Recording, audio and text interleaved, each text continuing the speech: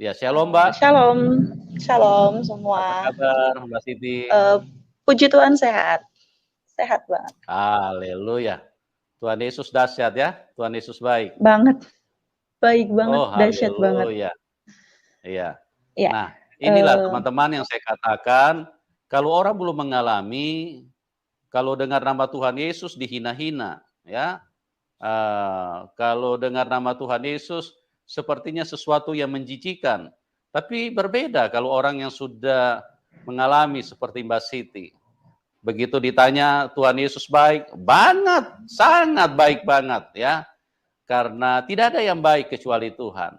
Karena di dalam dunia ini kita hanya mengenal, di dalam Alkitab mencatat hanya dua, ya, hanya dua kuasa nih. Kuasa Tuhan, dia adalah pribadi yang baik, dan satu lagi kuasa setan, dia adalah pribadi yang jahat. Ya, kalau Tuhan membawa kita kepada kebaikannya, dia menghidupkan. Tetapi kalau setan itu dia jahat, dia mematikan. Ya, dia membunuh, dia menghadirkan segala kejahatan. Sifat kejahatan yang ada di dalam manusia itu berasal dari setan semuanya, ya. Pertikaian, iri hati, kebencian, amarah, fitnah, dengki, permusuhan, kebencian, itu dari setan semua.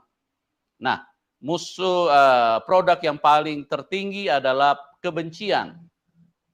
Karena apa? Karena dengan kebencian itu manusia bisa saling membunuh. Itulah cara kerja daripada setan di dalam hidup manusia, ya. Dia buat manusia bertikai, bertengkar, iri hati, amarah, kemudian akhirnya nanti saling membunuh, saling menghabisi. Karena setan itu haus darah. Jadi kita harus hati-hati jangan sampai setan itu membodohi kita dan kemudian dia berkuasa di dalam hidup manusia, ya. Dan pada kesempatan ini terima kasih buat Mbak Siti yang sudah hadir, ya, dan sama-sama. Mbak Siti akan menceritakan bagaimana hebatnya Tuhan Yesus, bagaimana beliau berjumpa dengan Tuhan Yesus, dan bagaimana latar belakang daripada perjalanan imannya. Oke, waktu dan tempat saya serahkan kepada Mbak Siti untuk menceritakan secara lengkap, dimulai dari latar belakang dulu ya Mbak. Oke, Ya, jadi nama aku Siti Khadijah, itu emang benar nama dari lahir, pemberian dari orang tua. Aku lahir di keluarga yang sangat amat kental dengan Islam. Aku anak keempat dari 5 bersaudara. Anggota keluargaku, kakak-kakakku laki semua. Bapak aku, dia sekolahnya dari pesantren, dari Tebu Ireng di Jawa Timur. Dan dia adalah seorang imam masjid, ustadz, guru ngaji, orang terpandang lah di daerah rumahku. Dari kecil aku udah diajarin sama dia tentang ajaran Islam, tentang ngaji pun aku sama dia. Kayak sholat pun aku bareng dia, dia yang ngajarin. Ya dia inilah guru aku gitu, sebagai ayah, sebagai guru. Dia yang ngajarin aku tentang Islam, tiap malam Jumat kami pengajian pun bareng dia. Kalau dulu ada acara zikir pun aku ikutnya bareng dia. Benar-benar yang dia mengajarkan aku selayaknya anak muslim yang baik lah. Menjadi anak yang teladan dalam muslim. Sampai aku pun mengaji tuh dari SD itu aku ngaji sama dia sampai aku udah lulus SMA itu masih tetap mengajikan sama dia, dia tetap ngajarin aku ngaji, ngajarin aku sholat yang benar, ngajarin aku tentang ajaran-ajaran Islam. Bapakku meninggal di tahun 2017. Dia meninggal karena sakit, karena habis sholat dia langsung meninggal gitu. Orang-orang bilang dia meninggal husnul khotimah kalau orang muslim bilang ya. Tidak ada kepahitan setelah dia meninggal, semua berjalan lancar. Benar-benar ya kehilangan sosok ayah iya, cuman itu bukan alasan aku mengenal Tuhan kan. Semua berjalan lancar, hidup ya udah hidup selayaknya anak tanpa bapak aja, mesti mencari uang lebih ekstra, mesti banting tulang lebih ekstra karena kayak ibu aku juga sudah tua. Itu bapakku meninggal di umur 60 tahun gitu. Terus tidak ada, karena aku dari kecil kan hidup di lingkungan yang kental akan Islam ya. nggak pernah kepikiran siapa itu Tuhan Yesus, yang aku tahu dia adalah Nabi Isa Al-Masih gitu kan dalam Islam. Nggak pernah kepikiran tentang orang Kristen gimana ibadahnya dengan Tuhan. Bisa dibilang benci dulu itu, sebelum aku mengenal Tuhan jujur aku kayak benci, kayak kasihan banget ya mereka nggak kenal Tuhan waktu aku di situ kan, kayak nggak kenal Allah gitu, mmm, patung disembah, aku sempat ada di posisi itu. Cuma itu kayak yang cuman unek-unek aku dalam hati aja, aku tidak pernah menyampaikan itu kepada orang Kristen, kayak kasihan banget mereka gitu, nyanyi-nyanyi, apa, patung disembah gitu-gitu doang, kayak cuman ya karena sudah diajarkan dari kecil ajaran yang benar itu kan Islam gitu, kayak yang lain tuh salah dan mereka sedikit mengajarkan kebencian juga kepada umat Kristen. Sampai akhirnya di tahun 2021, aku baru mengenal Tuhan itu di 2021 dan aku pun masih bertumbuh, masih harus banyak belajar. Sampai akhirnya di 2021 bulan Juli, nggak pernah, nggak lagi ada di titik terendah dalam hidup, nggak lagi struggle sama hidup, nggak lagi kecewa sama Tuhan yang sebelumnya gitu. Hidup lagi baik-baik aja, lagi anteng-anteng aja, lagi damai. Bisa dibilang lagi baik-baik aja. Tiba-tiba suatu malam, kayak aku kepikiran. Aku nggak tahu ya, mungkin ini Roh Kudus atau mungkin orang di luar sana ngiranya aku ngide, aku kayak bohong atau aku cuman buat-buat omongan, cuman ini yang aku rasain. Aku percaya sih sekarang kalau itu Roh Kudus yang bikin aku jadi kayak gini. Tiba-tiba aku kepikiran, oh iya, Tuhan itu Isa bukan ya? Tuhan yang sebenarnya tuh Tuhan Yesus bukannya gitu. Kayak cuman pikiran-pikiran yang random aja bisa dibilang untuk saat itu kayak. Terus kayak sadar, "Wih, apa sih? Ngapain sih mikirin kayak gini?" Gitu kan. Musyrik nih, dia bisa jadi murtad gitu. Enggak, ya udah kan, kayak cuma mikir gitu. Habis dari situ dibikin enggak tenang. Di malam itu juga dibikin enggak tenang, dibikin deg-degan, kayak kita lagi dikejar sesuatu tapi nggak tahu dikejar sama siapa. Kayak dibikin nggak tenang, dibikin deg-degan, dibikin kepikiran lagi kayak, "Ya Tuhan Yesus benar ada nggak sih?" Gitu. "Kalau benar ada kenapa gue dilahirinnya kok nggak di keluarga Kristen ya?" Kayak, Nabi Isa tuh sebenarnya Tuhan ya gitu. Kayak di pikiran-pikiran kecil yang sebenarnya mengganggu itu. Itu malam aku ingat banget, aku langsung ambil air wudhu, aku langsung kayak sholat, aku langsung di dalam doa itu pas habis sholat malam itu aku pengen doa yang, "Ya Allah maaf ya Dija kepikiran sama Tuhan yang lain. Maaf ya Dija nggak mau jadi musyrik, Dija nggak mau jadi murtad." Kayak minta pengampunan kan sama Allah. Terus habis itu juga aku doa, kalaupun ini caranya Tuhan untuk membawa aku ke jalan yang benar, aku minta petunjuk. Aku minta kasih aku konfirmasi, kasih aku petunjuk aku harus apa, kayak kalaupun ini salah, aku minta maaf. Kayak aku minta maaf, aku udah terjatuh dalam dosa gitu. Dan abis sholat, tetap nggak bisa tidur gitu kan. Kayak besoknya kepikiran lagi. Tiap hari itu kemanapun kaki aku melangkah, hidup aku tuh nggak tentram tiba-tiba. Kayak nggak damai.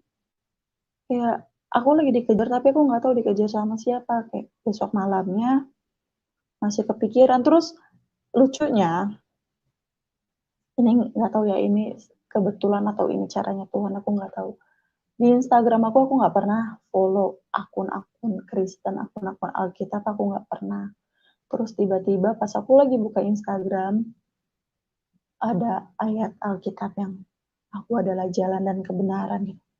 Kayak, eh apa ini gitu kan. Nggak pernah follow tapi tiba-tiba ada ini akun itu di Instagram aku gitu. Aku close. Itu masih kepikiran kayak mana ya orang Kristen itu ibadahnya. Kayak kok mereka bisa ya selalu mendapatkan damai sukacita, karena yang aku tahu Kristen itu merasa damai di dunia tapi, tersiksa di akhirat gitu kan kalau yang aku Mbak tahu. Siti, Hah? iya, mic-nya bisa dekatin ke mulut Mbak, supaya suaranya, Oh ya, lebih lebih besar. Iya. ya ya. Eee, terus kayak malam kedua setelah aku melihat Instagram itu, dibuat kepikiran lagi, dibuat nggak nyaman hidupnya, dibuat nggak tenang, kayak kita lagi kayak deg-degan gitu loh, Pak. Aku nggak tahu ya, itu yang aku rasain. Sholat malam lagi, karena emang itu kejadiannya sekitar jam berapa gitu, aku lupa, pokoknya tengah malam aku sholat malam lagi.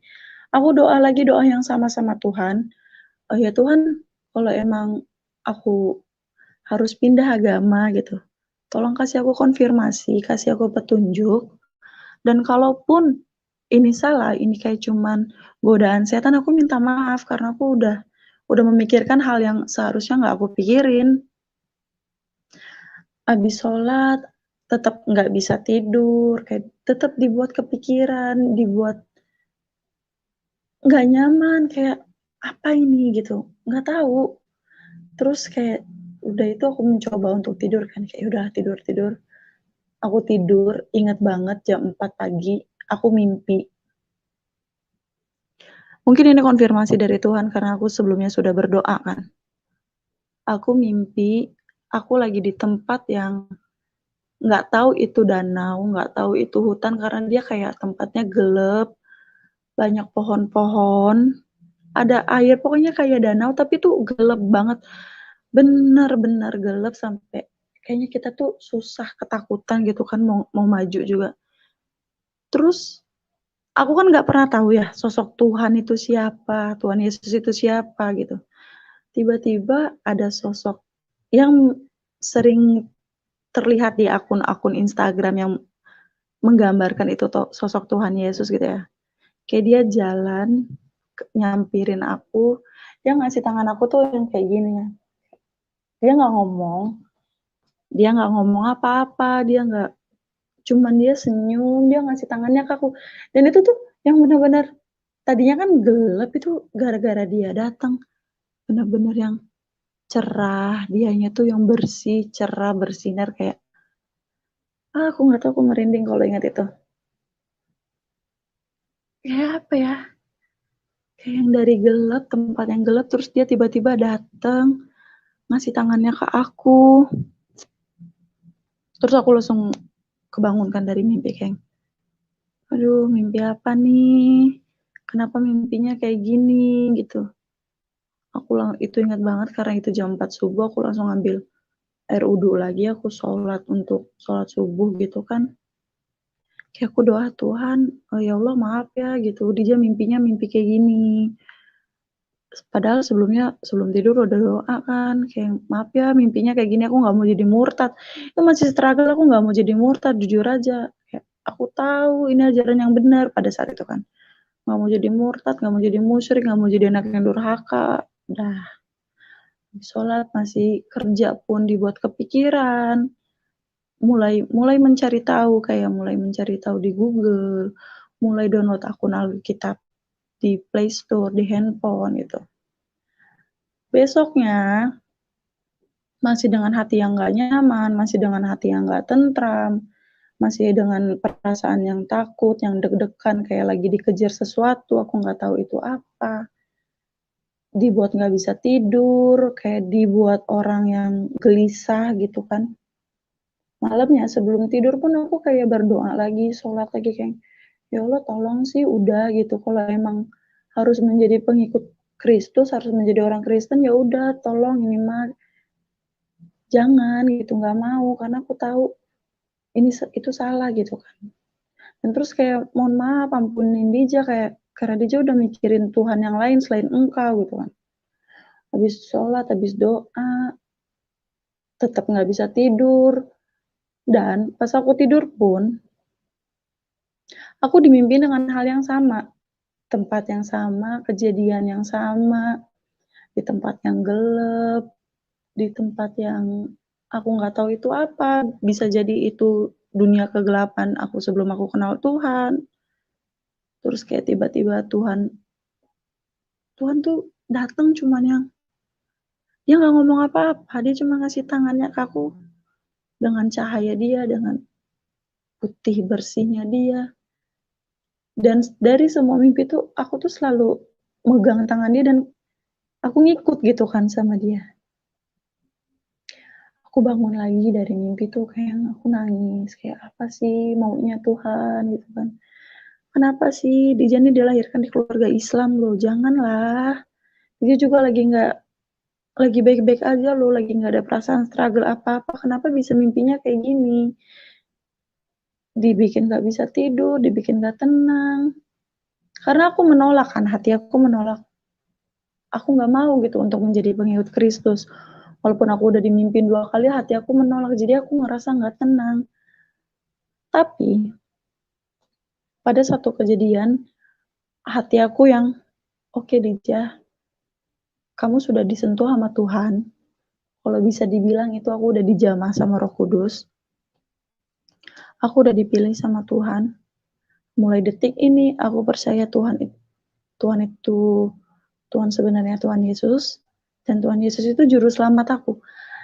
Detik hati aku meyakinkan itu yang perasaan gelisah, nggak bisa tidur, kayak lagi dikejar-kejar, deg-degan, ketakutan, itu yang benar-benar hilang, kayak ada beban di badan aku tuh yang dicabut gitu, kayak benar-benar damai, tiba-tiba aku kayak damai, anteng, tenang, tidur pun enak. Itu aku belum tahu komunitas, aku belum tahu bagaimana cara orang Kristen beribadah. Aku cuma meyakinkan dalam hati kalau, oke Dija, kamu harus menjadi pengikut Kristus karena kamu sudah dipilih sama Tuhan langsung gitu.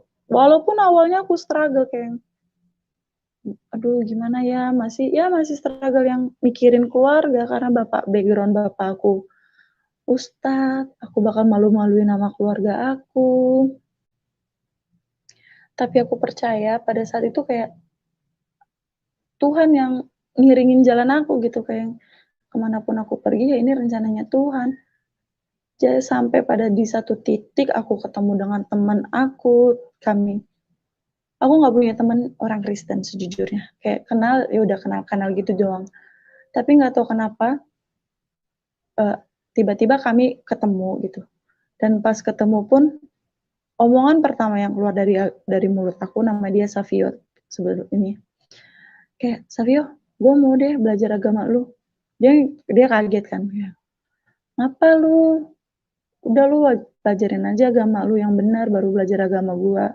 Karena dipikir dia aku cuma kayak pengen belajar dan pengen tahu. Biasalah, kepo-keponya orang Islam dulu. Sama orang Kristen kayak mana, kepo-kepo yang abis itu. Ya gitulah. Cuman nggak mau, kataku, aku maunya belajar. Aku pengen tahu lebih dalam sama Tuhan gitu. Dia pikir aku bercanda. Sampai pada pertemuan kedua, tiba-tiba kami kayak sama-sama mau ketemu. Di situ aku cerita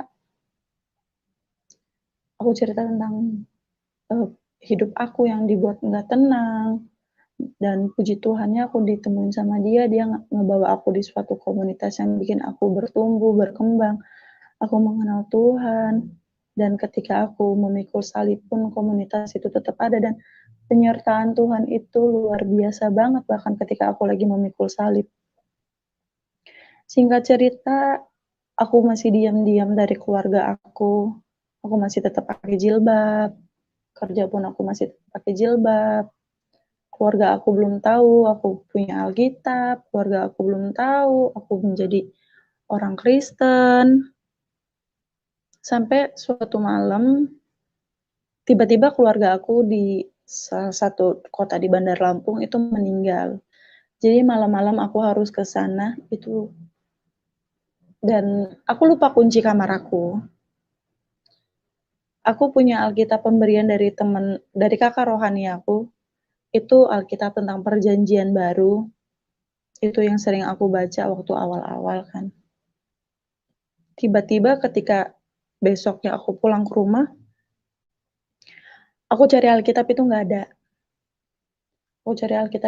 Aku pikir aku lupa bawa atau aku lupa apa. Dan beberapa hari kemudian ketika aku lagi kerja, keluarga aku nelpon. "Maksudnya apa nyimpen Alkitab?" Gitu kan. Dan itu jujur aja aku kaget, aku belum merencanakan, aku belum tahu aku harus apa, aku belum ada pandangan kalau keluarga aku tahu aku harus ngapain. Kayak aku lagi di tempat kerja tiba-tiba mereka nelpon marah-marah, nggak usah aneh-aneh, pokoknya ya selayaknya orang Islam yang marah kepada anaknya lah.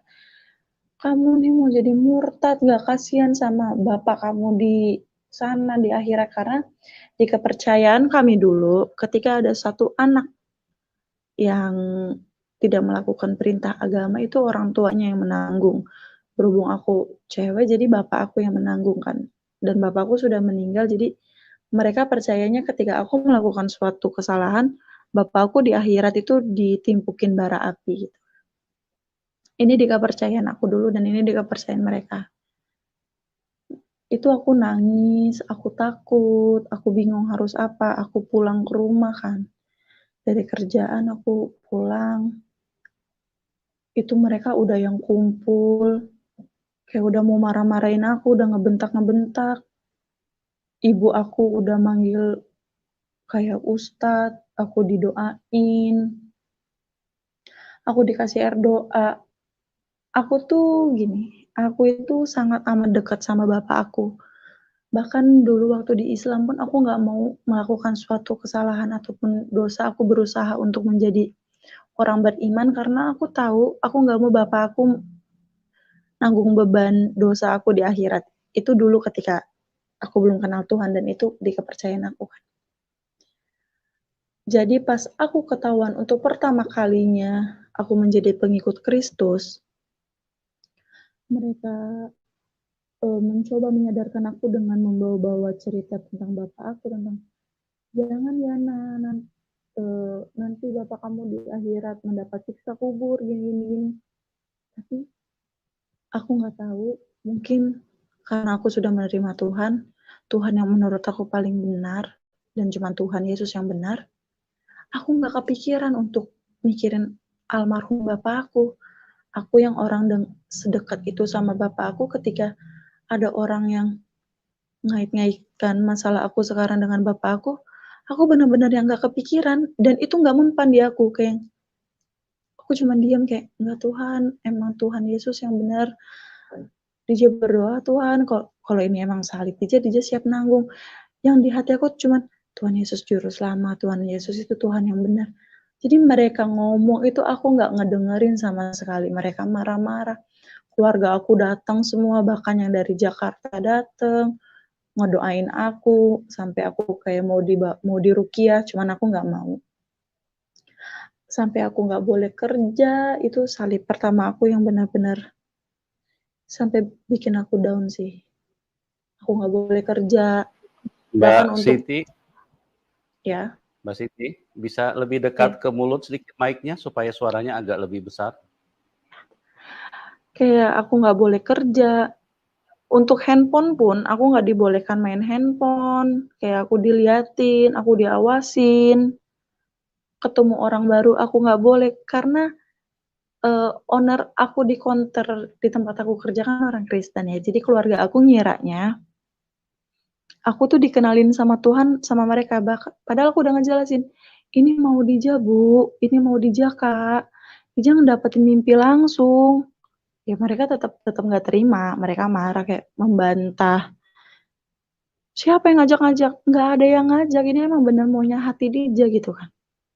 Karena aku yakin kalau aku diajak orang, pasti bakal nggak melekat segitunya gitu, tapi karena aku sudah merasakan sendiri hadiratnya Tuhan, aku udah aku percaya Tuhan karena atas dasar mau aku sendiri bukan ajakan, jadi aku nggak mau, bahkan kayak mereka yang ngedoain aku, itu benar-benar nggak mempan sama aku, benar-benar otak sama hati aku tuh cuman yang, "Nggak mau, aku cuma mau ada di jalannya Tuhan Yesus," gitu. Aku cuman mau Tuhan Yesus Kristus sekarang, aku nggak mau yang lain. Sampai aku disuruh syahadat lagi, gini, karena ibu aku udah tua dan orang tua aku cuman ibu aku kan, pada saat itu emang aku nggak tahu ya, ini benar apa salah aku nggak tahu, Kayak ketika udah suasana udah benar-benar yang keruh, kacau, sampai kakak aku nangis-nangis, ibu aku nangis-nangis, saudara aku semua nangis-nangis. Di situ emang hati aku masih menolak untuk nggak mau, karena aku maunya jadi pengikut Kristus. Aku nggak tahu ketika aku ngeliat ibu aku udah sedih, nangis, sampai kayak mau pingsan, sampai yang ya hati aku hancur lah ngeliat itu sejujurnya. Jadi ketika mereka nyuruh aku Islam lagi tuh, aku kayak, ya udah deh iya. Tapi di hati akunya enggak. Di hati aku tetap Yesus Kristus itu sebagai juru selamat aku. Jadi kayak, ya udah ayo kita syahadat lagi ya nah gitu. Kayak ya udah iya. Tapi itu cuman di mulut. Tapi di hati aku tetap Tuhan aku Tuhan Yesus, Yesus Kristus juru selamat aku gitu. Bahkan ketika mereka ngasih aku air doa, itu pun bismillah nak. Tapi aku di hati aku tetap yang dalam nama Tuhan Yesus aku minum minuman ini, Engkau yang mengkuduskan, Engkau yang menjaga aku gitu. Aku tetap doa, bahkan aku disuruh sholat pun aku melakukan gerakan itu. Aku nggak tahu ini sebenarnya benar apa salah, cuman di hati aku tetap yang doanya tuh kepada Tuhan, iman hati sama keyakinan aku tetap tertujunya sama Yesus Kristus. Kayak yang, "Ayo kita sholat lagi, wudu, ngaji," gitu tuh pun hati aku nggak di situ sejujurnya. Aku melakukan itu karena aku tidak mau memperkeruh suasana.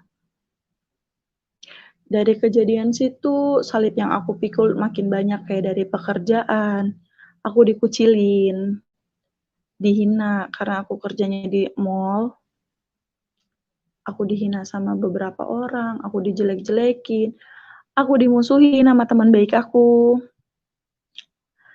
Sampai kayak teman-teman aku pada keluar dari WhatsApp grup, kayak mereka kayak aku hina lah. Pokoknya aku dimusuhin, aku dikucilin. Sampai ada teman aku yang menyumpahi aku untuk ibu aku meninggal aja biar Dijah tuh sadar hal yang dia lakuin salah. Sampai segitunya, nggak punya temen. Cuman di hati aku gini, struggle memang, struggle banget karena aku kaget kan. Karena perjalanannya juga cepat dari Juli aku kenal Tuhan, aku langsung ketahuan, aku langsung memikul salib, itu cepet banget, nggak ada jeda kan. Cuman aku yakin sama Tuhan kayak, Tuhan ini salib pertama Dijah. Jadi apapun yang bakal terjadi, ya ini atas kehendak kamu dan kamu nggak akan meninggalkan aku gitu. Jadi walaupun aku dimarahin keluarga aku, dibenci keluarga aku dihina-hina keluarga aku bahkan sempat kayak, "Ya udah coba lu udah tahu nih tentang Injil, tentang Alkitab, coba lu ngomong, siapa tahu lu bisa masuk ke Kristen." Aku tahu itu maksudnya ngejek keluarga aku, ada yang ngomong kayak gitu. Itu aku cuma kayak bisa diam. Aku dihina-hina temen aku dibully, aku dikucilin, aku siap karena emang ini salib pertama aku. Udah gitu aku ngerasa sendiri, jujur aku nggak ngerasa sendiri karena aku yakin Tuhan ada sama aku walaupun aku mikul salibnya nggak sendiri. Ya, aku mikul salibnya bareng-bareng Tuhan dan aku ingat kayak Tuhan aja ditolak kan di tempat dia lahir. Tuhan aja ditolak ketika dia sedang memberitakan kebenaran. Jadi apapun yang aku lakukan, aku tahu ini terjadinya atas kehendaknya Tuhan. Seiring berjalannya waktu, aku mulai berani untuk memberitahu teman-teman kayak, ya Dijah yang sekarang Kristen, kenapa gitu. Ini aku mulai memberanikan diri untuk, karena aku nggak mau bersembunyi terlalu lama. Jadi aku mulainya dari lingkungan teman, karena jujur kalau untuk di lingkungan keluarga aku belum berani kan. Kayak masih harus banyak yang aku persiapkan kalau itu terjadi gitu. Di lingkungan teman aku mulai berani, kayak aku dibully, aku dikucilin tuh kayak, ya kenapa sih gitu. Ini kan jalan hidupnya aku. Kalian gak akan ngerasain karena kalian gak ngerasain. Kalian gak akan tahu karena kalian gak ngerasain. Kayak mereka menghina aku berjumpa dengan Tuhan itu adalah mimpi, kembang tidur, itu adalah setan, itu adalah hayalan. Kayak aku yang ya udah nggak apa-apa gitu, aku cuman yang diam nggak apa-apa. Cuman aku mulai sedikit-sedikit speak up ke teman-teman aku kalau ini jalan yang aku pilih. beberapa teman-teman sudah pada tahu dan puji Tuhannya mereka sudah mulai bisa menerima aku kembali gitu. Bahkan orang yang menyumpahi untuk ibu aku meninggal pun kami sudah mulai dekat lagi dan dia sudah mulai ternyata jalan yang ambil itu nggak salah loh. Karena jujur aja dulu itu aku orangnya yang sangat amat kasar, pergaulan aku nggak bener, ya kenakalan-kenakalan gitulah.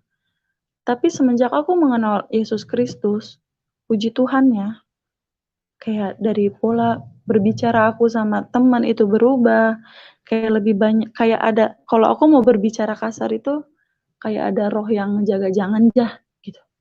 Itu aku percaya itu Roh Kudus kan yang ngehalangin. Kayak mereka tuh, oh iya ya, berarti jalan yang Dija ambil itu benar. Dengan Dija menjadi Kristen, Dija jadi pribadi yang sangat berubah nih sekarang. Jadi pribadi yang jauh lebih baik. Sampai akhirnya aku lagi bertumbuh, aku lagi berkembang, aku lagi mencari tahu banyak tentang Kristen, aku lagi belajar banyak, sampai akhirnya kan aku udah punya Alkitab baru ya, karena jadi Alkitab aku itu, aku taruh di lemari paling belakang, di belakang bed cover, yang itu nggak akan ketahuan kalau kamu nggak buka bed cover-nya, kamu bongkar lemarinya, kamu nggak akan tahu kan. Sampai akhirnya karena setelah kejadian aku ketahuan yang pertama dengan keluarga aku jujur udah nggak punya privasi. Kayak kamar aku sering dicek, takut aku masih nyimpen, bahkan kayak catatan-catatan kecil di tembok itu dicabutin, ya benar-benar yang nggak punya privasi, kamar nggak boleh dikunci. Sampai akhirnya ketika aku lagi kerja, keluarga aku, kakak aku terutama dia yang nemuin ada Alkitab di dalam lemari aku dan dia langsung WhatsApp. Tapi karena aku sudah mengimani, aku sudah yakin sama Tuhan, aku menyerahkan seluruh hidup aku sama Tuhan.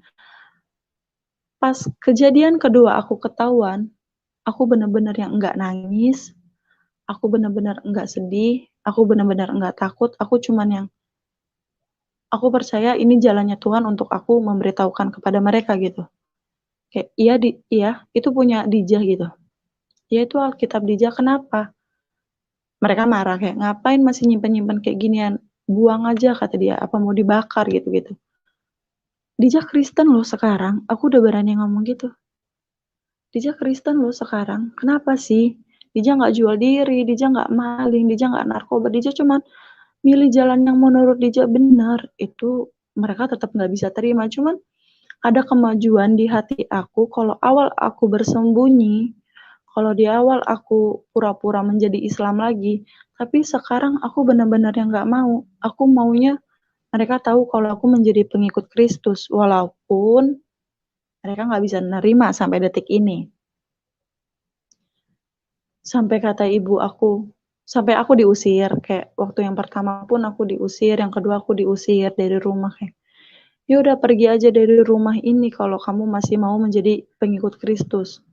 Sedih, sedih karena ya sedih sebagai anak sama keluarga. Cuman aku yakin ini jalannya Tuhan, aku nggak akan diusir beneran kok. Tuhan akan selalu ada untuk aku gitu. Kayak ya udah, kalau aku diusir nggak apa-apa, yang penting aku tetap jadi pengikut Kristus. Sampai segitunya aku sampai nggak mikirin keluarga aku karena aku yakin sama rencananya Tuhan.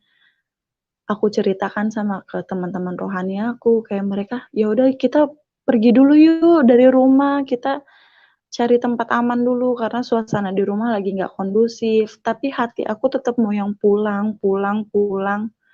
Dan ketika aku pulang ke rumah pun kayak aku udah yang "Ngapain pulang?" gitu ya. Wah, ternyata mereka benar-benar marah nih. Aku pikir kayak mereka bisa nerima. Karena kan kita harus terus mengajarkan kasih kan. Jadi aku ngasih tahu ke mereka, aku ngasih pengertian lagi walaupun mereka jahat ke aku, walaupun mereka mencoba membuat aku nggak nyaman di rumah itu. Cuman aku yang tetap, "Ya udah nggak apa-apa," terus mengasihi, nggak boleh gitu. Aku mau mereka itu melihat buah hasil aku setelah aku menjadi pengikut Kristus. Jadi apapun mereka yang mereka lakukan, bahkan ketika di kamar aku banyak sampah, aku tahu itu cara mereka untuk bikin aku nggak nyaman. Di kamar tidur aku ditaruh sampah banyak, itu aku yang kayak, "Tuhan, duh aku bisa kok, aku kuat." Aku tetap yang baik-baik aja ke mereka, itu susah banget. Tapi aku mencoba gitu kayak, "Ya udah nggak apa-apa, aku beresin sampahnya, aku yang tetap baik-baik lagi ke mereka." Sampai sekarang aku udah bisa naruh Alkitab aku di kamar tanpa mereka ngeganggu, itu udah sangat amat puji Tuhan, itu mukjizat banget bagi aku. Sampai ibu aku berbicara kayak gini, "Ya udah Nak, kalau emang ini jalan pilihan kamu, buktiin ya kalau jalan yang kamu ambil itu bener. Jangan sampai kamu salah pilih jalan." Aku yang, wah puji Tuhan, mukjizat banget. Selama ini aku berdoa untuk Tuhan melembutkan hati orang tua aku. Mereka belum percaya nggak apa-apa gitu, tapi minimal hati mereka lembut dulu untuk nerima aku. Itu mukjizat banget bagi aku, karena orang tua aku yang benar-benar kental sama Islam, bisa nerima sampai sampai ada kejadian aku sakit, aku masuk rumah sakit, aku kan nggak pernah ada waktu berdua ya ngobrol sama ibu. Ini aku bilang sekarang aku masuk rumah sakit juga mukjizat sih, karena kalau aku nggak masuk rumah sakit, aku nggak punya waktu berdua ngobrol sama ibu aku, dan dia nanya kayak, "Di hidup kamu masih ada nggak yang kamu tutup-tutupin dari ibu?" Aku ngebantah, "Nggak ada." Karena kan aku udah bilang aku menjadi umat Kristen dan ibu sudah mengiyakan. Dan sekarang aku mengkonfirmasi lagi, aku ngasih tahu lagi kayak, "Dija udah beneran Kristen loh, Bu." Itu mukjizat banget bagi aku ya, karena di detik itu juga ibu aku yang aku ngeliat langsung mata dia yang, "Ya udah Nak, nggak apa-apa, Ibu ikhlas. Buktiin aja ke Ibu kalau yang kamu ambil itu bener ya, jangan salah pilih jalan." Itu aku yang lagi sakit, lagi di opname, lagi di infus, di rumah sakit, itu yang kayak, "Terima kasih Tuhan, Engkau telah mengizinkan aku sakit, Engkau telah mengizinkan aku masuk rumah sakit, karena kalau nggak gini aku nggak punya waktu untuk, berbicara berdua gitu sama ibu aku." Sampai detik ini ketika aku worship di rumah pun, aku sudah mulai bisa worship, mereka udah mulai yang biasa aja. Aku tahu mereka masih yang berusaha membawa aku untuk kembali ke Islam, cuma mereka sudah mulai sedikit menghargai, kayak aku lagi baca Alkitab, aku nggak perlu sembunyi-sembunyi, Alkitab aku nggak perlu aku sumputin, eee, aku worship nggak perlu pakai bahasa Inggris lagi, karena dulu aku setiap mau worship, aku selalu nyari lagunya tuh yang bahasa Inggris, karena aku nggak mau keluarga aku ngedenger ada nama-nama Tuhan, nama Yesus di situ kan. Cuman sekarang aku udah bisa worship pakai bahasa Indonesia di dalam rumah, di dalam kamar. Mereka yang udah bisa sedikit menerima, itu penyertaan Tuhan banget, karena kalau bukan karena Tuhan, aku nggak akan kuat sampai detik ini gitu. Karena struggle-nya bagi aku untuk menghadapi keluarga aku sendiri yang aku hampir diusir 2 kali, itu penyertaan Tuhan tuh luar biasa.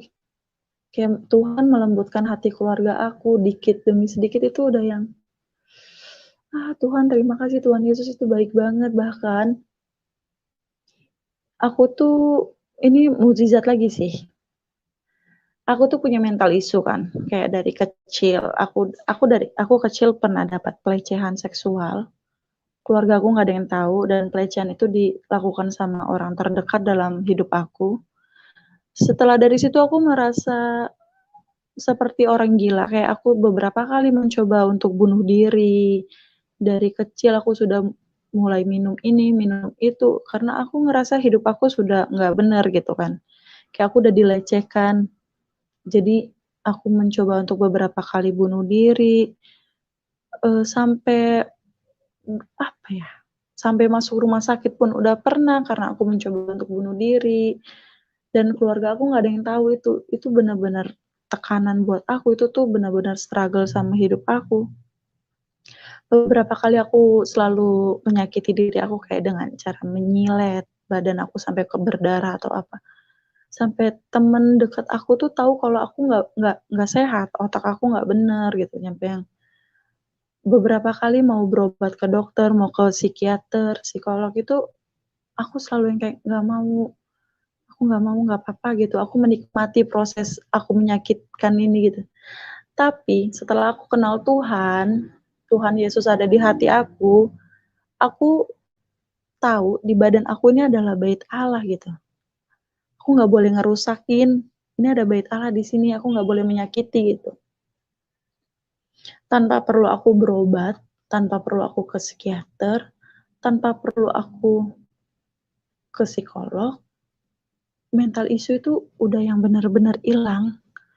Aku udah nggak pernah nyakitin diri aku udah nggak pernah mencoba untuk bunuh diri, karena setiap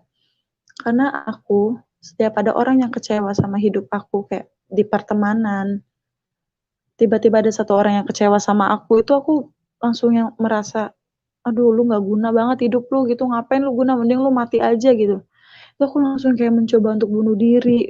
Aku udah dari kecil itu aku lakukan dari aku kecil nyampe beberapa bulan kemarin gitu. Tapi setelah aku kenal Tuhan yang benar, hati itu damai. Tiap hari yang aku rasain damai. Kemana kaki aku ngelangkah, damai sukacita itu ada. Aku nggak pernah khawatir sama hidup. Aku udah nggak pernah nyakitin hati diri aku udah nggak pernah mencoba untuk bunuh diri. Kayak aku merasa ada satu sosok yang ngejagain aku. Kayak dulu itu, dulu waktu aku belum mengenal Tuhan tuh hidup aku bisa dibilang apa ya?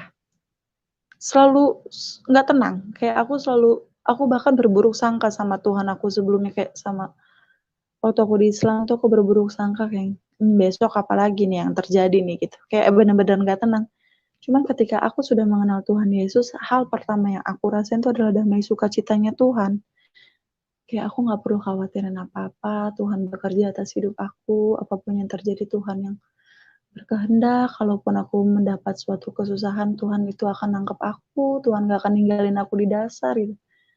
Yang, ini damai ini yang aku cari, damai ini yang dulu gak pernah aku rasain, dan aku bersyukur banget sama Tuhan karena Tuhan udah milih aku, Tuhan udah hadir di hidup aku, karena yang aku tahu sekarang kayak nggak semua orang Kristen itu bisa berjumpa sama Tuhan gitu. Kalau dulu aku selalu menyalahkan kadang kayak, kenapa ya Tuhan milih gue di keluarga ini gitu, waktu aku struggle memikul salib. Sekarang aku tahu, oke, aku dipilih Tuhan di keluarga seperti ini tuh, aku harus memberitakan kebaikan Tuhan kepada mereka yang hidupnya dulu seperti aku. Kayak beberapa orang yang belum mengenal Tuhan, mungkin aku disuruh Tuhan, aku dipilih tuh untuk menjangkau mereka. Dan kenapa Tuhan pilih aku dengan orang yang beberapa kali mencobai untuk bunuh diri tuh, Tuhan pakai aku untuk menyelamatkan jiwa-jiwa yang mau bunuh diri juga. Jadi setelah aku kenal Tuhan, setelah aku memperdalam, belajar banyak tentang Tuhan, ada aja orang yang kayak, Kak, aku mau bunuh diri. Banyak banget aku nggak kenal sama dia, terus kayak tiba-tiba dia datang ke aku cerita kayak, "Aku mau bunuh diri." Kalau dulu aku bisa ngomong, "Ayo kita bunuh diri bareng." Sekarang aku yang bisa, "Jangan, kamu belum kenal Tuhan loh. Ada Tuhan yang selalu nunggu kamu, jangan," gitu. Kayak, kamu hidup itu punya arti, kayak aku bisa menenangkan hati aku sama hati orang-orang yang di luar sana lagi nggak baik-baik aja. Kalau dulu aku mikir, "Kenapa Tuhan milih aku ya Tuhan, aku nggak sanggup, aku nggak kuat." Cuman sekarang kayak, oke, makasih Tuhan karena Tuhan udah milih aku. Aku tahu tujuannya Tuhan apa, aku tahu maksudnya Tuhan apa, dan itu penyertaan Tuhan yang benar-benar, wow, luar biasa. Kayak apapun yang terjadi di hidup aku udah nggak pernah khawatir karena ya burung-burung di luar sana aja dirawat dan dijaga, apalagi aku anaknya gitu kan. Apalagi aku wanitanya Tuhan, pilihannya Tuhan, kekasihnya Tuhan tuh yang Kalau orang yang nggak ngerasain hadiratnya Tuhan itu nggak tahu apa yang aku rasain, kayak mereka ngiranya aku ngedongeng. Tapi di hati itu yang damai sukacita sama Tuhan hidup di hati itu, wow, nggak bisa diungkapin sama kata-kata, dan itu aku bersyukur banget. Bahkan kayak aku bersyukur kayak, "Kenapa ya Tuhan nggak milih aku dari dulu?" gitu.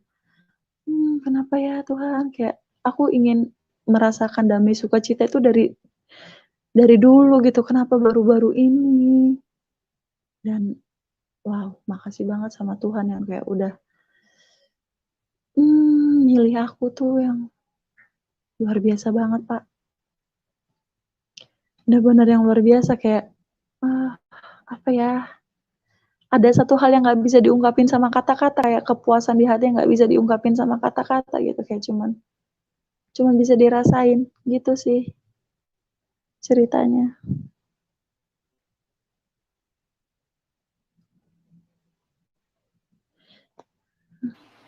Ya, haleluya. Luar Haleluya. biasa. Ya, Ya. bagaimana Tuhan menyatakan diri di dalam Mbak Dija sehingga Mhm. dia tadinya tidak mengenal Tuhan, tapi oleh karena kasih Tuhan, Mbak Dija Mhm. sekarang mengalami hal-hal yang sangat sangat luar biasa. Artinya sesuatu yang dia rindukan selama ini, yaitu kedamaian, Ya. sukacita, hidup yang pasti, hidup yang melihat terang, melihat keselamatan, itu sudah menjadi milik daripada Mbak Dija. Dan Tuhan Iya. Yesus seperti yang saya katakan bahwa Tuhan Yesus itu adalah Tuhan yang bisa dibuktikan, ya. Mhm. Dan Mbak Dija membuktikannya sendiri bahwa ada mujizat, ada satu kekuatan, ada satu pengharapan. Jadi tidak takut lagi menghadapi hari esok karena dia Mhm. Immanuel. Dikatakan di dalam Injil Matius bahwa dia Immanuel. Orang akan menyebut dia Immanuel karena apa? Karena Allah menyertai kita. Elohim menyertai Iya. kita, ya. Jadi itulah yang luar biasa di dalam Tuhan, bagaimana Tuhan menunjukkan kuasanya. Jadi percaya kepada Tuhan Yesus bukan hanya percaya kepada huruf-huruf yang tertulis di dalam buku ini, Iya. tapi itu menjadi nyata di dalam hidup kita bahwa itu adalah firman, ya. Karena firman itu harus terbukti. Bagaimana kita bisa percaya ini firman kalau dia tidak terjadi di dalam hidup kita? Iya, benar. Karena dia terbukti, dia terjadi di dalam hidup kita, maka itu menjadi satu kekuatan bagi kita bahwa ini benar firman. Tapi kalau ini cuman hanya huruf-huruf tertulis, sulit, ya, sulit untuk sangat diragukan kebenarannya. Mhm. Mhm. Dan luar biasa, ya. Mbak Dija pada waktu mengalami Tuhan itu tahun berapa itu, Mbak?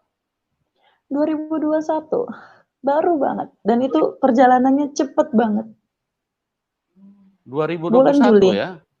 Iya, Oh, ya. Terus, makanya pada waktu, Mbak Dija kenal Tuhan, papa sudah meninggal apa bagaimana? bapak aku udah meninggal dari 2017. Oh, jadi berarti bapak tidak tahu kalau Mbak Dija sekarang, ketemu Tuhan ya, karena sudah meninggal 4 tahun Iya. sebelumnya ya?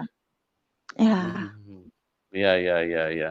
Luar biasa sekali dan, dibuktikan bahwa Tuhan Yesus, bekerja dan menjamah keluarganya, yang tadinya mereka sangat marah, mereka sangat tidak suka, bahkan mereka, melakukan penekanan-penekanan supaya Mbak Dija bisa kembali ke iman yang lama, tetapi kita melihat kuasa Tuhan Yesus yang Iya. begitu ajaib, begitu sempurna, Mhm. sehingga Mbak Dija sekarang ini sudah, mengalami Tuhan dan bisa worship, bisa ya berhubungan dengan Tuhan lebih lebih apa, lebih Lebih transparan mudah. dan tidak Iya. ada takut-takut lagi. Itu luar biasa sekali Tuhan Yesus. Nah, Mbak Dija, terima kasih kesaksiannya luar biasa Dan pada kesempatan ini mungkin Mbak Dija bisa memberikan sedikit pesan ya kepada teman-teman yang belum kenal Tuhan ya. Karena kita perlu sekali untuk mengenal Tuhan yang benar. Jadi kira-kira pesan apa yang Mbak Dija mungkin bisa bagikan kepada mereka, karena waktu ini singkat, jangan sampai manusia Iya, mati tapi tidak kenal Tuhan, tidak percaya kepada Tuhan Yesus. Karena di dalam Kisah 4 ayat 12 dikatakan firman Tuhan bahwa di bawah kolong langit ini tidak ada nama lain yang olehnya manusia bisa diselamatkan kecuali di dalam nama Tuhan Yesus. Nah, iya, di dalam firman Tuhan itu jelas dikatakan di bawah kolong langit ini. Saya percaya bahwa siapapun Anda yang sedang menyaksikan acara ini, Anda juga tinggal di bawah kolong langit kan? Bukan di atas langit. Kalau di bawah kolong langit ini dengarkan firman Tuhan bahwa tidak ada nama lain yang olehnya manusia bisa diselamatkan kecuali di dalam nama Tuhan Yesus. Dan di dalam Yohanes 14 ayat 6 tadi sudah disebutkan oleh Mbak Dija bahwa akulah jalan kebenaran dan hidup, tidak ada seorang pun yang dapat datang kepada Bapa kecuali melalui aku. Ya, dengarkan firman Tuhan. Tidak ada seorang pun.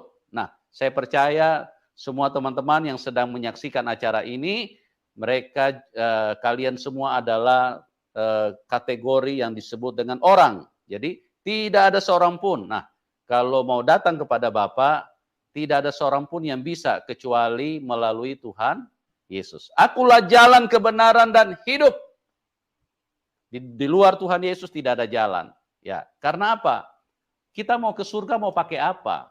Mau lewat jalan apa? Ya, mau lewat jalan tol nggak bisa. Apalagi jalan-jalan biasa yang begitu macet. Mau lewat jalan mana kita ke surga? Tidak bisa. Hanya melalui Tuhan Yesus. Karena tidak ada jalan untuk ke surga. Di dalam Kejadian jelas di situ bahwa setelah manusia jatuh ke dalam dosa, manusia sudah tertutup jalannya. Tidak ada jalan untuk kembali kepada kehidupan. Tapi Tuhan Yesus datang buka jalan. 2000 tahun yang lalu dia naik ke surga dan disaksikan oleh ratusan mata. Jadi Tuhan Yesus ini datang menyatakan dan disaksikan, ya, banyak saksinya. Kalau tidak ada saksinya, saya juga tidak mau percaya kepada Tuhan Yesus. Ini bisa saja dikarang-karang oleh murid-muridnya. Tapi ini disaksikan oleh banyak orang. Ada ratusan mata yang memandang ke atas. 500, kurang lebih 500 orang yang menyaksikan dia naik ke surga. Luar biasa kan? Makanya jalan yang tertutup, Tuhan Yesus buka jalan. Dia naik ke surga. Ya, kalau manusia mau pakai apa ke surga? Mau pakai pesawat? Nggak bisa. Mau pakai apa? Mau pakai mobil? Nggak bisa. Hanya melalui Tuhan Yesus karena dia punya kuasa. Dia bisa naik. Ya, dia tidak mengalami gravitasi bumi, dia tidak mengalami gaya tarik setan. Orang banyak tidak mengerti, orang pikir gravitasi bumi itu apa? Sepertinya kayaknya bumi narik-narik. Bukan, itu setan yang narik manusia supaya tidak bisa naik ke atas. Itu setan, itu jahat sekali. Jadi Tuhan Yesuslah jalan kebenaran dan jalan dia naik ke surga. Makanya orang yang percaya kepada Tuhan Yesus nanti juga akan mengalami hal yang sama, naik ke surga, ya. Tapi kalau di luar Tuhan Yesus, maka firman Tuhan menyatakan tidak ada seorang pun yang dapat datang kepada Bapa. Tidak ada nama lain yang olehnya manusia bisa diselamatkan. Nah, dia jalan kebenaran dan dia juga jalan kehidupan. Dia kebenaran. Di luar Tuhan Yesus tidak ada kebenaran. Karena kebenaran itu hanya satu. Tidak mungkin ada dua kebenaran, teman. Ya, kebenaran itu hanya satu, makanya kita mengenal benar atau salah. Tidak ada di tengah-tengah abu-abu. Jadi luar biasa sekali ya. Dan Tuhan Yesus itulah kehidupan. Di luar Tuhan Yesus manusia mati. Ya, kalau tidak percaya pembuktiannya, coba lihat ya, keluargamu sudah berapa banyak yang mati. Itu artinya bahwa manusia di luar Tuhan Yesus akan mengalami kematian. Tapi kalau orang yang percaya kepada Tuhan Yesus, mati itu hanya pindah tempat. Karena apa? Karena Tuhan Yesus naik ke surga. Ya, Tuhan Yesus mengalahkan kematian. Kubur jebol, Dia keluar dari kuburan. Tidak ada manusia yang bisa keluar dari kuburan. Siapa manusia yang bisa keluar kuburan? Nabi besar sekelas Abraham, Musa, tidak bisa keluar dari kuburan. Daud, tidak bisa keluar. Terkunci semua di situ. Karena di situ menunjukkan bahwa manusia semua berdosa. Tapi Tuhan tidak berdosa. Dia kudus. Dia bangkit, dia mengalahkan maut. Dan dialah kehidupan. Akulah jalan kebenaran dan hidup. Di luar Tuhan Yesus tidak ada kehidupan. Makanya manusia semua mati. Nah, kalau manusia mau hidup bersama dengan Tuhan, percayalah kepada Tuhan Yesus. Ya, oke Mbak Dija, pesan apa yang Mbak Dija kira-kira mau bagikan kepada teman-teman, singkat saja, supaya teman-teman paling tidak juga bisa terdorong, dan kita berdoa supaya pesan ini bisa mengubahkan hati mereka. Silakan Mbak Dija. Ini sih, kayak kalau buat mereka yang belum mengenal Tuhan ya, kayak tunggu, sabar, karena waktunya Tuhan itu waktu yang terbaik. Tuhan tuh bakal pilih, bakal jamah kalian pada waktunya. Sabar, tunggu, dan buat mereka yang sudah mengenal Tuhan tapi sedang menjadi domba yang tersesat tuh, ayo pulang. Bapak itu nunggu di rumah gitu, kayak dia Tuhan yang apapun yang kamu lakukan, Tuhan selalu menerima kamu dengan baik, menerima kamu kembali lagi. Tuhan itu Tuhan yang pecemburu. Ayo balik, bangkit sama-sama dalam iman sama Tuhan. Gitu sih. Haleluya, luar biasa sekali ya. Jadi hidup ini pilihan di tangan kita semua, ya. Iya. Pilihan itu di tangan manusia. Anda mau percaya atau tidak, ya itu kembali kepada manusia itu sendiri. Karena di dalam dunia ini, sekali lagi saya katakan, ada dua kuasa yang bekerja. Kuasa Tuhan dan kuasa setan. Tuhan membawa kita kepada terang, membawa kita kepada kebenaran. Sedangkan setan membawa kita kepada kejahatan dan dia menyesatkan. Dia membodohi kita, ya. Kenapa manusia mati? Karena manusia tersesat. Artinya manusia tidak ada jalan, ya. Manusia masuk ke rumah sakit tidak ada jalan. Dokter paling sudah tidak ada harapan, ya. Makanya karena sudah tidak ada jalan, manusia mati. Tapi ingat, di dalam Tuhan Yesus ada kebangkitan. Makanya dia mati dan dia hanya menyelesaikan penebusan itu setelah iblis dikalahkan, dia bangkit dari kematian. Dan itulah kuasa kehidupan yang dibagikan oleh Tuhan. Akulah jalan kebenaran dan hidup. Tidak ada seorang pun yang dapat datang kecuali melalui aku. Saya percaya semua teman-teman yang menyaksikan ini adalah orang, ya. Nah, tidak ada seorang pun yang dapat datang kepada Bapa kecuali melalui aku. Tidak ada kehidupan di luar Tuhan Yesus, ya. Karena hanya Dia yang keluar dari kuburan. Boleh dicek dimanapun, boleh dicek dimanapun. Tidak ada seorang pun yang pernah keluar dari kuburan. Karena apa? Karena manusia terkunci, karena manusia semua berdosa. Tapi dia mengalahkan maut, dialah kehidupan itu sendiri. Makanya tidak pernah salah dia berkata bahwa akulah jalan kebenaran dan hidup. Anda mau cari kehidupan di mana? Mau cari di rumah sakit? Nggak ada. Dokter paling angkat tangan. Kami sudah tidak bisa berbuat apa-apa. Kami sudah berusaha. Semua kembali kepada keputusan Tuhan. Itu, ya. Tidak ada kehidupan di luar Tuhan Yesus. Mau cari di mana? Di pabrik, mana ada pabrik buat kehidupan. Hanya Tuhan yang punya kehidupan. Oleh sebab itu jangan terlambat teman-teman. Pastikan dirimu, jangan keraskan hatimu, karena Tuhan Yesus baik. Tuhan Yesus sangat rindu supaya kita semua bisa diselamatkan. Oke, Mbak Dija, sekali lagi terima kasih. Mbak Dija, luar biasa Anda dipakai Tuhan dan masih muda, sekalipun banyak tantangan yang dihadapi, jangan takut karena memang firman Tuhan itu tidak pernah sembunyi-sembunyi. Seperti yang Mbak Dija katakan tadi, saya mau berterus terang, ya. Dan bagaimana Tuhan ingin kita menjadi anak terang, jadi tidak sembunyi-sembunyi. Nah, yang saya mau pesan sedikit sebagai hamba Tuhan, tantangan akan semakin besar ke depannya. Mungkin kita akan dianiaya, mungkin kita akan dibunuh oleh karena nama Tuhan. Kira-kira bagaimana komitmen Mbak Dija kalau misalnya mengalami hal seperti itu? Apakah Mbak Dija akan mundur dari Tuhan Yesus? Karena Tuhan sudah bilang.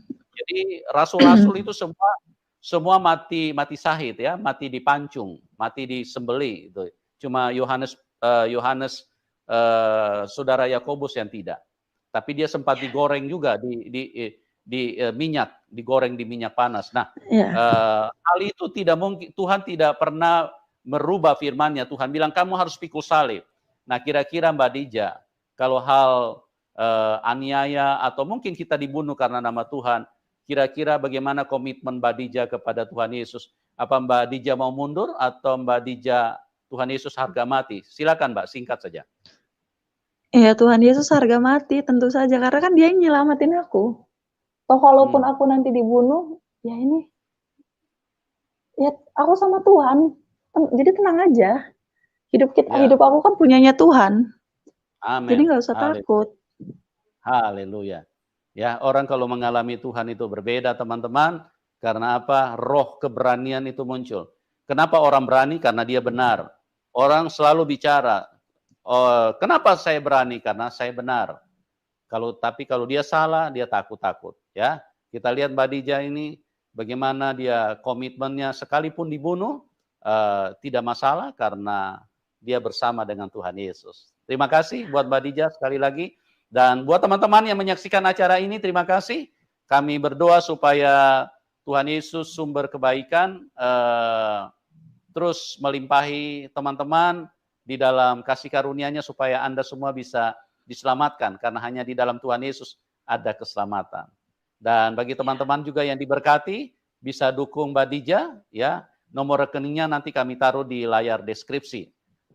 Terima kasih buat semuanya. Tuhan Yesus memberkati kita semua dan salam kemenangan. Amin.